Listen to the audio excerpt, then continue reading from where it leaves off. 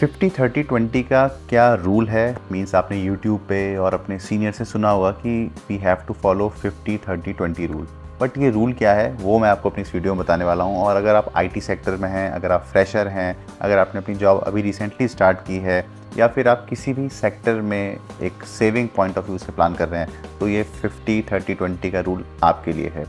Before proceed मैं आपको एक की पॉइंट बताने वाला हूँ कि जो सेविंग्स हैं वो कैसे कैलकुलेट होती हैं। इस वीडियो में आपको बताऊँगा बहुत ही ईजिली। ये वीडियो देखने के बाद आप मे भी 1 साल के अंदर काफ़ी कुछ सेव कर जाएंगे और आपका जो फाइनेंशियल गोल है बहुत ही ईजिली अचीव हो जाएगा। But before that please subscribe to my channel success चला विद आदित्य, बिकॉज आपके एक सब्सक्राइब बटन दबाने से मुझे बहुत कुछ अचीव हो जाता है। So please support me in this journey. So दोस्तों, मैं अगर इस 50-30-20 रेशियो की बात करूं तो इसमें 3 कीवर्ड्स छुपे हैं जो कि बहुत इंपॉर्टेंट हैं। सबसे पहला 50 पार्ट में बात करूंगा। तो जो 50% ऑफ योर सैलरी इनकम है वो आपकी कहां जानी चाहिए? What is your view? So मेरी एडवाइस है कि जो आपकी 50% सैलरी है वो आपकी नीड्स पे, मीन्स ज़रूरतों पे खर्च होनी चाहिए। अब ज़रूरतें क्या हैं? लाइक योर रेंट, EMI, आपने कोई लोन लिया है, राइट, आपका जो फूड है, इलेक्ट्रिसिटी है, वाटर का है, इन सब का जो बिल है वो आपका नीड्स है, ज़रूरत है। आप इसको स्किप नहीं कर सकते। तो my advice to all of you, आपकी सैलरी का जो 50% है वो आपको अपनी नीड्स पे स्पेंड करना चाहिए। दूसरा पॉइंट, जो 30% है आपकी सैलरी का, वो है आपका वांट्स, आपकी इच्छाएं। सो जो सैलरी का 30% आपका हिस्सा होता है वो आपका वांट्स पे या आपकी इच्छाओं पे खर्च होना चाहिए।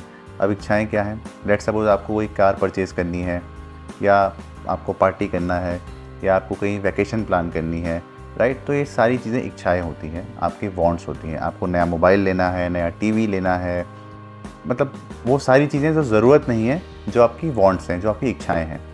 तो 30% सैलरी आपकी वहाँ खर्च हो जाती है।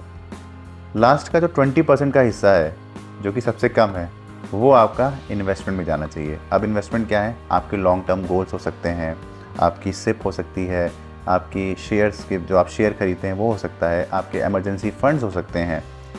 उन सब में 20% ऑफ सैलरी जानी ही चाहिए, इससे कम तो बिल्कुल नहीं जाना है। तो दिस इज़ द 50-30-20, राइट। 50% हमने अपनी नीड्स पे खर्च कर दिया, 30% हमने अपने वांट्स पे खर्च कर दिया, और बचा हुआ हिस्सा जो 20% ऑफ योर सैलरी है वो हमने अपनी इन्वेस्टमेंट पे खर्च कर दिया। अगर आप इस फॉर्मूले पे चलते हैं तो trust me, with in 2 to 3 year आप एक बहुत बड़ा चेंज अपनी लाइफ में देखेंगे। दूसरों की तरह आप कभी इस बात का जिक्र नहीं करेंगे कि मैं कुछ सेविंग्स नहीं कर पा रहा हूँ, या मैं एक अच्छी लाइफस्टाइल नहीं जी पा रहा हूँ, अब मैं मेट्रो सिटीज़ में सर्वाइव नहीं कर पा रहा हूँ, या मैं फ्रेशर हूँ, मेरी सैलरी कम है इसलिए मैं कुछ काम नहीं कर पाता हूँ। ये सारी चीज़ें एक मिथ हैं।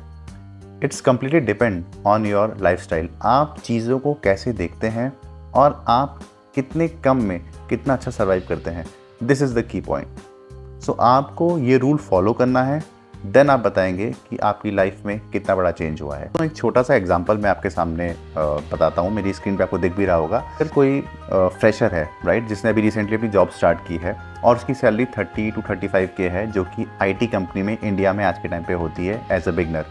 अगर वो कंपनी लाइक HCL हो, विप्रो हो, TCS हो, राइट। सो इन सारी कंपनीज़ में एक एवरेज 3 to 5 लाख रुपीज़ की सैलरी होती है। तो मैं सारी कटिंग्स के बाद 30 to 35 की सैलरी लेके चल रहा हूँ।